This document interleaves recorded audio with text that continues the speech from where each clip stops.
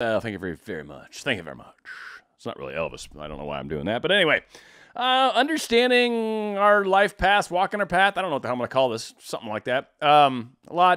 Lots been going on. And this just kind of reminds me of these moments in life when we don't know exactly what's going on right now. We know we feel really strongly about certain things. We know the direction that we're heading, but we don't necessarily know what we're doing is right, what we're doing is wrong, where we're heading, what we're trying to do, you know, whether to keep on the path, keep on any of the paths. I think all these things come into play. So again, through some of this confusion, through some of this trying to figure out, trying to sort it out, I frequently talk about, and this is really probably one of my favorite things to really get into from the whole spiritual side of life, right? And the manifesting side of life, probably like thought transmissions and stuff like that, which is super cool. But for me, in like the spiritual side of life, it's the learning to follow our feelings, learning to trust our feelings, learning to identify our feelings, learning to speak the language of our feelings. To me, very much anyways, after a lot of time with it, I find that feelings are a language unto themselves. I think women, have a natural tendency at these. I think women tend to be better just naturally. But men very much, especially those of us that have become in touch with our feminine sides, right, are a little more centralized in our embodiment of man, female, male, female kind of balance that, you know, because I think there's that yin yang, there's always that balance. There should always be. And I think it goes with women too, by the way. You know, a lot of women, plenty of women have a other balance of that kind of masculine energy, and it should be in all of us. But this feelings, very kind of, it's a receiving thing. It's not a doing thing. And just right off the bat, for men, that's a big difference. Like, men are more doers. Like, and maybe that's why I'm always like, you should talk to them. You should, you know, and a lot of times I know it's all about trying to manifest the interaction, right? Make someone, I want to manifest them coming to talk to me. And, you know, they keep getting close. I'm like, why don't you just talk to them? But all right, whatever we're trying to do, I guess I'm very fond of when it gets close, react. I think life has demonstrated that to me many a time, and I think a lot of success will come from that. And again, that kind of ties back into the feeling thing. There's going to be times where you're going to be in a place in your life and it's just going to feel strong. It's going to bother you. Maybe it's trying to go for this certain job right now, trying to get this promotion. Maybe it's stepping away from your manifestation for a while to talk something crazy. Doesn't mean you can't go back to it in a week. That's one thing that some people that have a really hard time with this don't get, that stepping away for a week, you are not damaging your manifesting work. You're not ruining that. And in fact, in most cases, from what a lot of different sources say, sometimes getting away from it and letting go of it is really the medicine you needed to get enough momentum to finally get us like off this whole. It really comes down to paying attention to what's happening right now. So again, not trying to get off on 5 different shows at once, but listening and paying attention to how we feel. Using that as guidance to figure out where we're going to go with our lives. And understanding that sometimes it feels right to do something at the moment to get you to do it. It doesn't mean what you felt was necessarily truth. It doesn't mean that what you felt wasn't right or wrong. It was what was necessary. It doesn't necessarily matter if your feelings are correct, if they're right, if they're wrong, if they're indifferent. That's not really the problem or point that we're addressing here. What it comes down to is, what was it that motivated you moving in a direction, or me moving in a direction? Just because we choose to go down a different path for a few moments or a little while, maybe we choose not to do the work for a few days and just see what happens. Maybe we choose to go on a date with somebody else just to see what we experience. Maybe we look at possibly working at other companies rather than the promotion that we're going for, just to see. Sometimes it's worth looking around and checking out other avenues. If it feels like a good idea, if something's just not feeling right, it's not sitting with you right, it's not working like it used to anymore, maybe you need a break.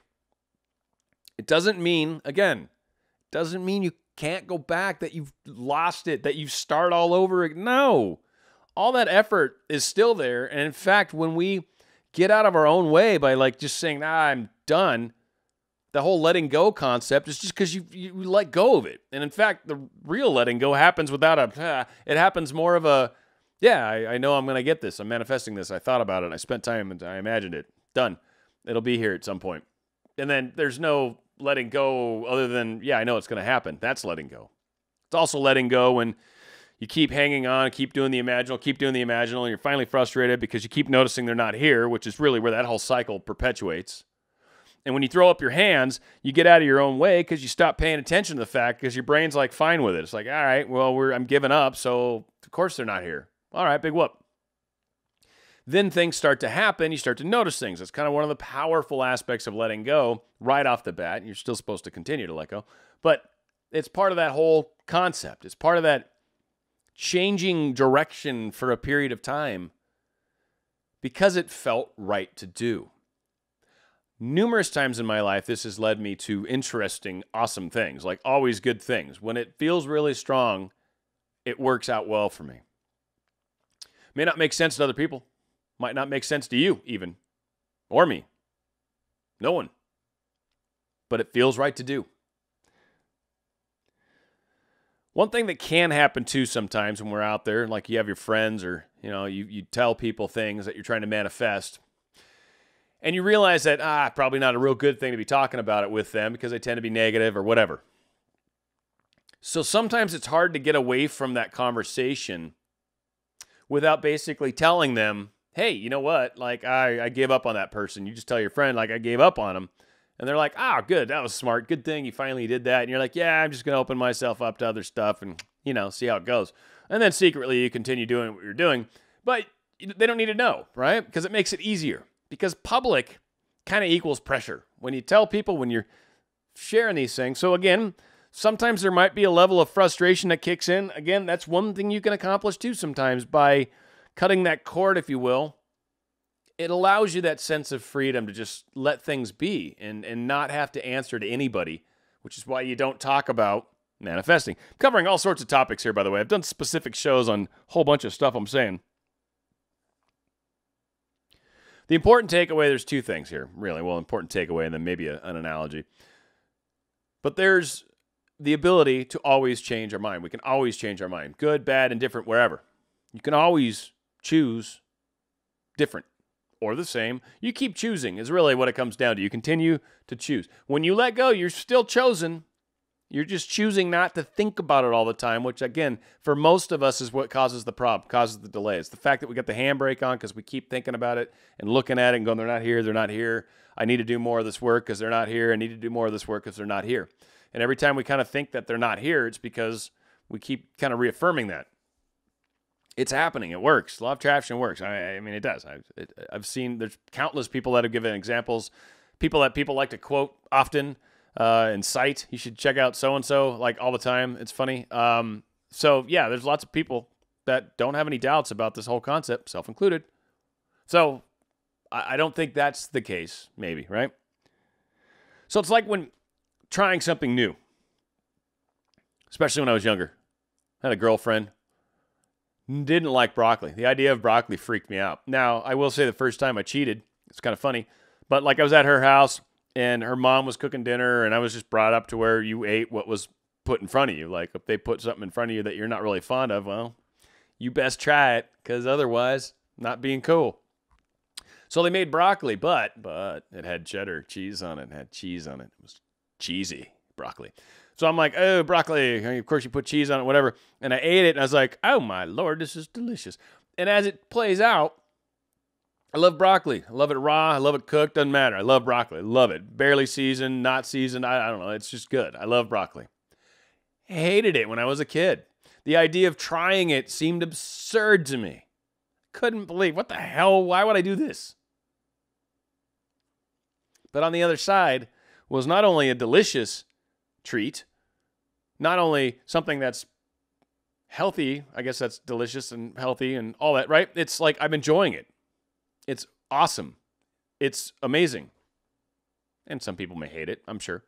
I don't like tomatoes a whole lot. I'll eat salsa. I'll eat salsa all day long. Chunks of tomato in there. Hell yeah. Put a tomato on my hamburger. Get that off there. What the? Put some salsa on a hamburger. Probably be okay. I don't know what it is. I don't know what it is about the consistency. I'll eat salsa with chunks of tomato in it. It's because I'm weird. Y'all should pay attention. Jacked up. Okay. So yeah, that all being said, I think it's really important to give ourselves a little openness, creativity, and freedom to ebb and flow with the way we're playing with things. Sometimes being so rigid, I think, is such a dangerous thing. I mean, the tree that bends is the one that does not break, right? Like in the windstorm. You have to be a little flexible. You have to play around with things. You can try something for a day and then try something else tomorrow. It's all good. It's about exploring and expanding and learning ourselves and learning this whole concept of law of attraction. And the more different kind of stuff you try, the more of it you understand, the better at it you get. It's how it works. It's what a lot of the teachers for sure have done this. They've tried a bunch of different stuff. That's how you learn. You fail a bunch. It's kind of Thomas Edison invented the light bulb, right? He didn't fail like 10,000 times on creating the proper filament that actually lit up and created the light bulb. He actually found 10,000 ways. The number, it could be 4,000. I don't know what the hell the number is, but the thousands of ways not to make a light bulb. He just needed one way to make it. Once you find that one way that works, there you're good. But if you try a bunch of stuff, well, you're probably a teacher. I'm just saying. Going out with a great song by Lady Gaga, not the